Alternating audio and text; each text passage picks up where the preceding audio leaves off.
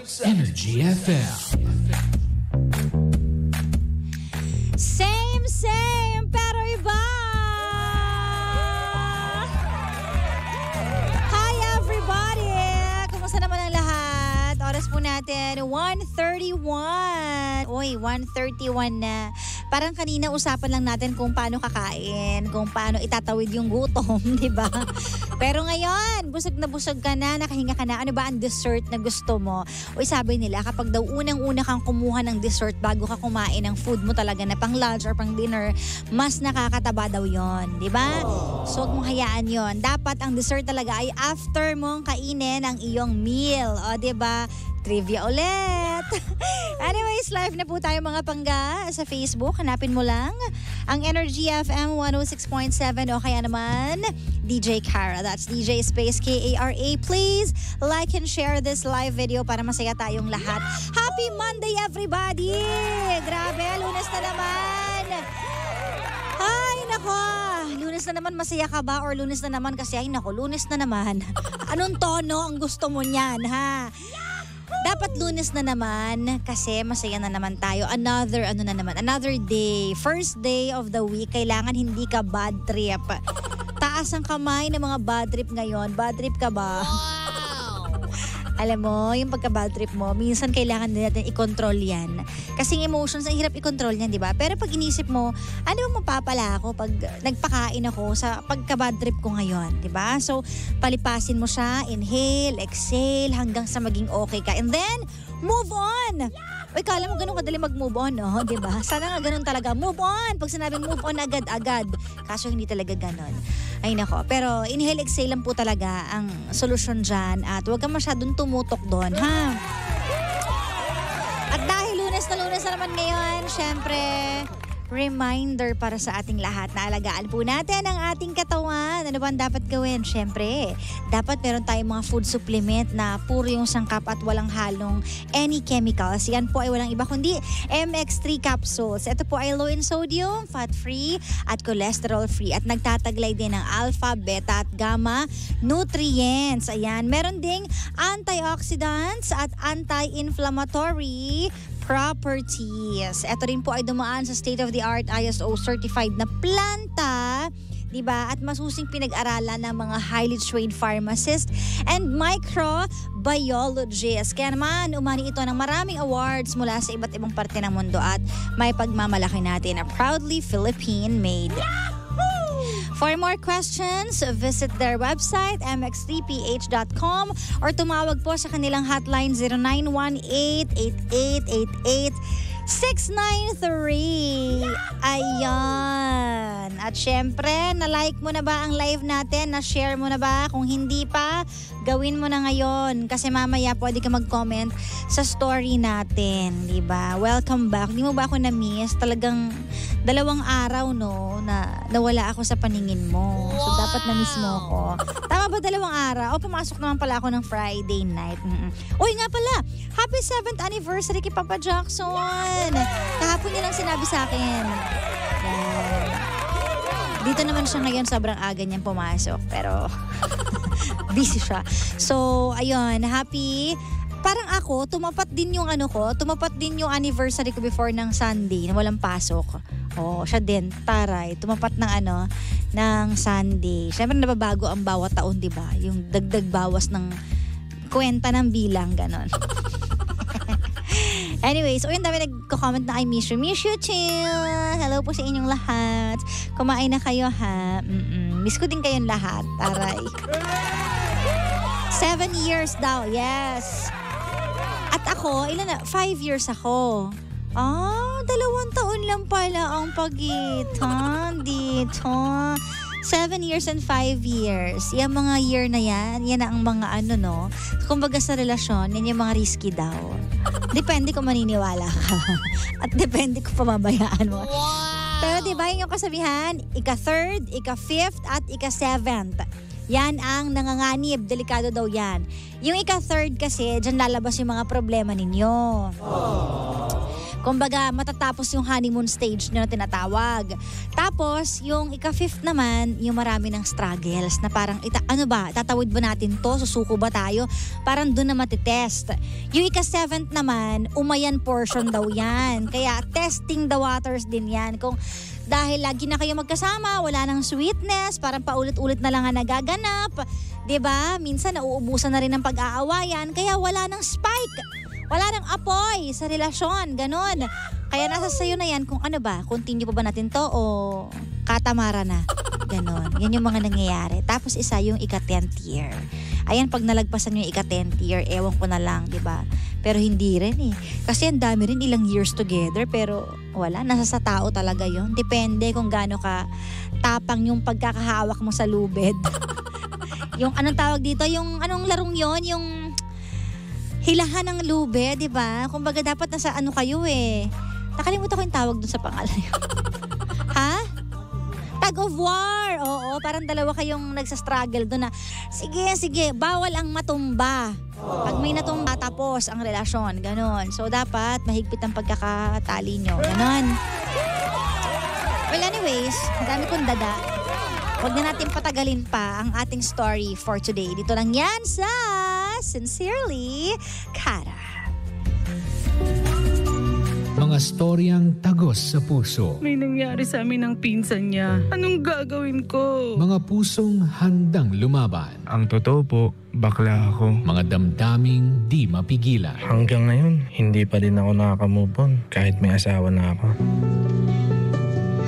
Pakikinggan natin dito lang sa Sincerely Kara. Mondays to Fridays, alas 12 hanggang alas 3 ng hapon. Ipadala ang iyong kwento sa Sincerely Kara fanpage. At doon po nabuo ang love story namin. Sincerely, Kara.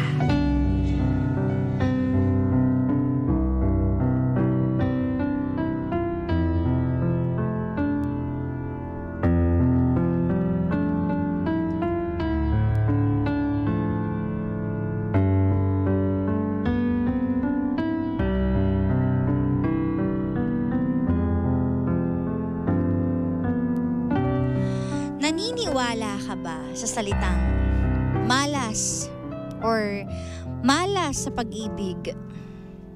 Paano mo nga ba malalaman kung malas yata ako pagdating sa pag-ibig o baka nasa ibang swerte ko?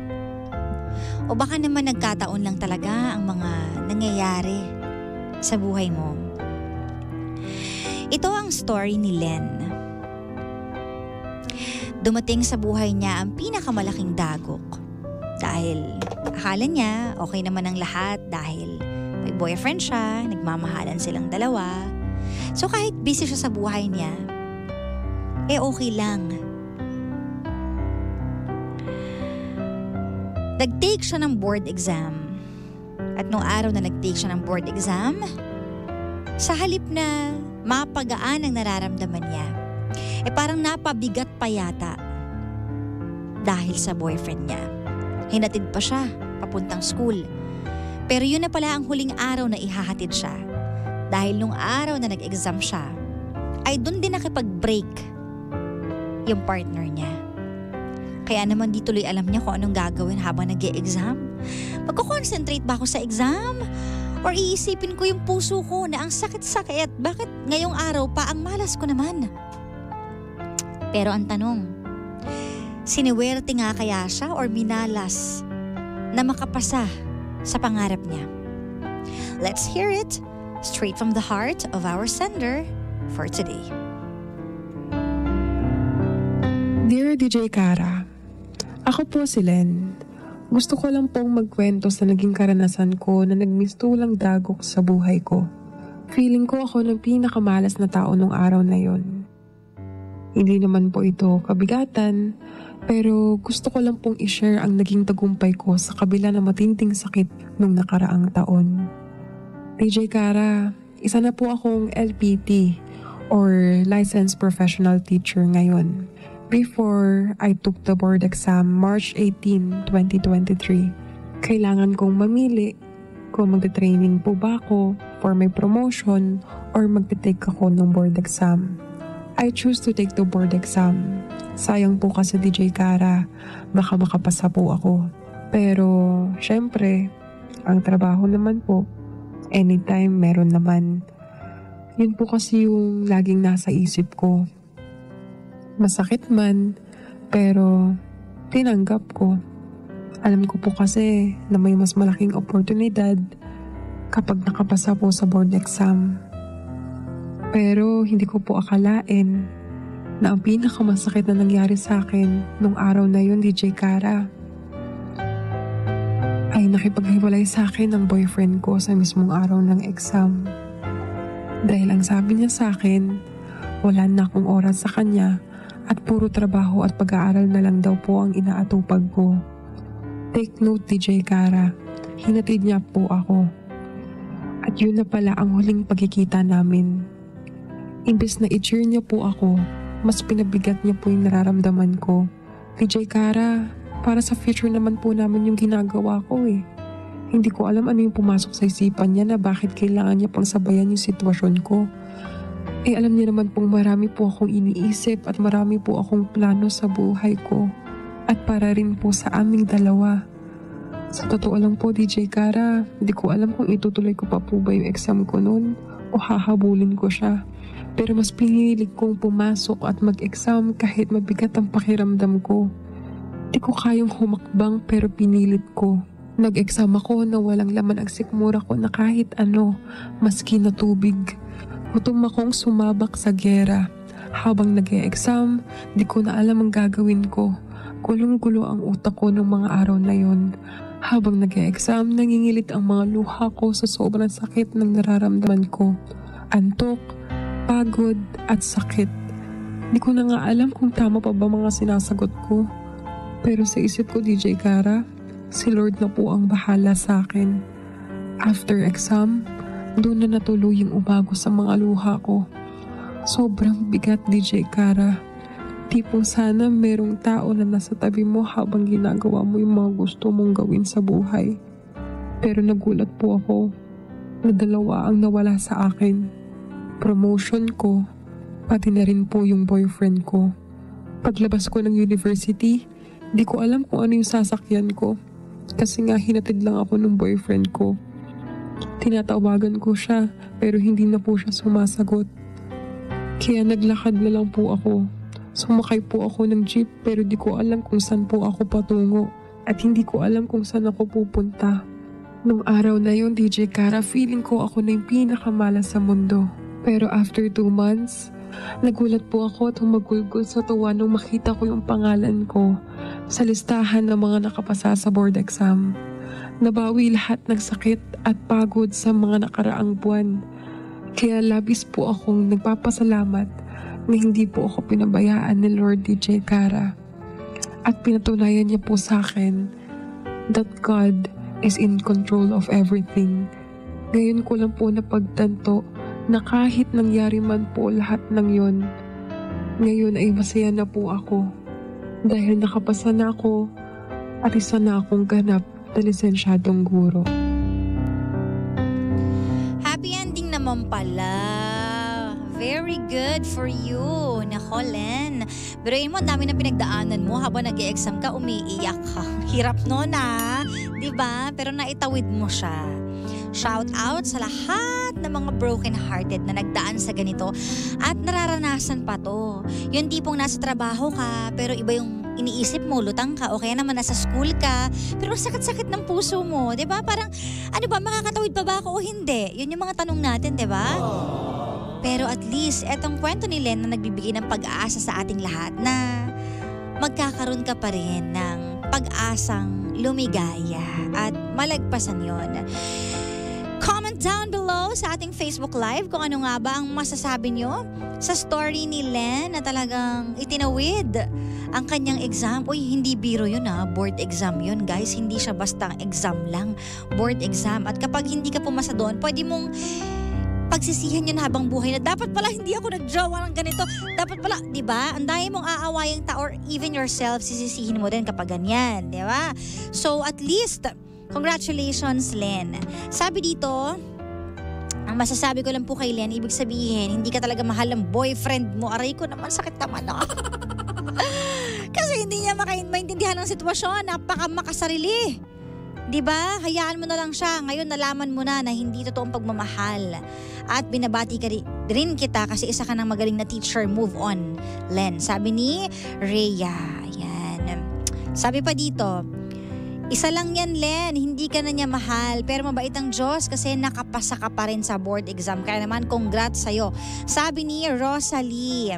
Congrats, LPT Len. Chin up. At least nailayo mo ang sarili mo sa taong pwedeng magpabigat ng buhay mo. Aray ko. Oo nga naman, no? At least, kumaga blessing in disguise yung nangyari. Malas ka sa jowa, lalaking yan, Len. Hayaan mo siya, importante, blessed ka. Teacher ka na ngayon, kaya congrats. Sabi naman ni Rovicel. Piliin mo mahalin ang sarili mo dahil kung mahal ka niya, naroon siya sa panahong kailangan mo siya. Congrats, nakapasa ka at makahanap sana ng tamang tao, sabi ni Letty. Eto maganda to. Always prioritize yourself for a better future. Sabi ni Peters Meng. Hoy! Alam nyo, kung hihimayin nyo lang yung message na yan, prioritize yourself. Lalo na if it's for your future. Ang ganda ng message na yan eh. Diba kasi minsan kapag sobrang in love natin sa isang tao, nakakalimutan natin yung sarili natin. Nakakalimutan din natin yung mga pangarap natin para sa sarili natin or even pangarap para sa pamilya natin. Kasi talagang doon tayo nagdedwell sa pagkahumaling natin sa isang tao, sa pagmamahal natin sa isang tao lang, na hindi natin naiisip, paano ako? Paano yung pagmamahal ko rin sa sarili ko? Diba? Ako na lang ba yung mag-a-adjust palagi? Ako na lang ba yung magsasacrifice palagi? Paano ako? Yan ang dapat nyo rin itanong sa sarili ninyo. At ito namang boyfriend mo, Len, di ko alam kung, nakakagigil siya. Hindi man lang niya tinapat sa after board exam, diba? Alam niyo yung mga tao talagang ganun eh. Walang pakialam sa feelings ninyo. Mas may pakialam sila sa feelings lang nila. Walang respeto sa mararamdaman ninyo. Oo na, sige, kunyari given up. Plano ka talaga niyang iwan. Hindi mo lang pinatapos yung board exam, diba? Ang sakit nun. Habang nag-e-exam ka parang, saan pa ako mag-concentrate? Wait lang ha, kasi kaka-break ko lang, hinatid pa. Parang may alam ako mga ganyang kwento na hinatid pa, pinagluto pa. Tapos i-break ka lang din. Bakit parang napaka-inconsiderate naman? Alam nyo, hindi nyo naman kailangan maging super sweet sa isang tao kung ayaw nyo na. Maging considerate na lang kayo. Ang tawag dyan, pagiging makatao man lang. Alam mo, mag-board exam yung tao. Ano ba? Diba? Pero wala eh. Doon mo marirealize, Len, na ay talagang hindi naman niya ako inisip eh. Inisip niya lang yung sarili niya. So bakit ko siya ikikip? Bakit ako magkikip ng isang taong ganito na ngayon pa lang ganito ang treatment sa akin? Na mas mahalaga ang sarili niya kaysa sa mararamdaman ko. But then again, tapos na to, Len, ibig sabihin lang yan, kahit anong struggle sa buhay natin, kahit gaano pa tayo ka-broken hearted, maitatawid natin yan. Depende na lang yan sa atin kung paano natin gagawin. Diba? So wag niyo isipin na wala nang pag-asa, wala nang ganyan. Huwag kayo magpalamon sa emosyon ninyo. Kagaya nila, congrats, hindi lang dun sa pagkapasa mo. Congrats dahil hindi ka nagpalamon sa damdamin mo. Nag-isip ka pa rin. 'Di ba? Kailangan ko itawid tong exam na to kasi for my future ito. 'Di ba? Hindi lang to para sa pagiging broken hearted na ginawa sa akin. Kailangan ko tong maitawid. Kasi this is for myself and this is for my future. At sana lahat ganun din ang thinking natin. Maraming mangyayaring ganyan. Minsan yung wala sa sitwasyon, bigla na lang magugulat ka, bakit ngayon pa? Yung mapapatanong ka talaga ng ganun, bakit ngayon pa? Ba't hindi bukas? Pero you have to be ready. And when you love, kailangan ready rin tayong tumanggap ng mga disappointments. Kasi yun ang kalakip ng pag-ibig eh, hindi lang puro kaligayahan. But then again, congratulations, Len. I hope mahanap mo ang lalaking para sa'yo talaga na mamahalin ka unconditionally. 'Di ba? At ikaw din, yung ginawa mong ano na yan, pagtawid sa struggle na yan, sana ituloy-tuloy mo ang pagiging matapang, matatag. Kaya mo naman pala eh. So, ibig sabihin kakayanin mo pa yan sa mga susunod. 'Di ba? Love could give us the ability to endure the pain. Work hard and make sacrifices. Marami tayong hindi natin alam na kaya ko palang gawin yon, kaya ko palang itawid yon, kaya ko palang lagpasan yon. Minsan hindi lang natin alam sa umpisa. Pero pag andyan na, malalaman natin, strong pala ako. Ganito pala. And lagi tayo may mga lessons learned at tatandaan natin yung mga lessons na yon. Love is not always easy, but it is always possible. Sincerely,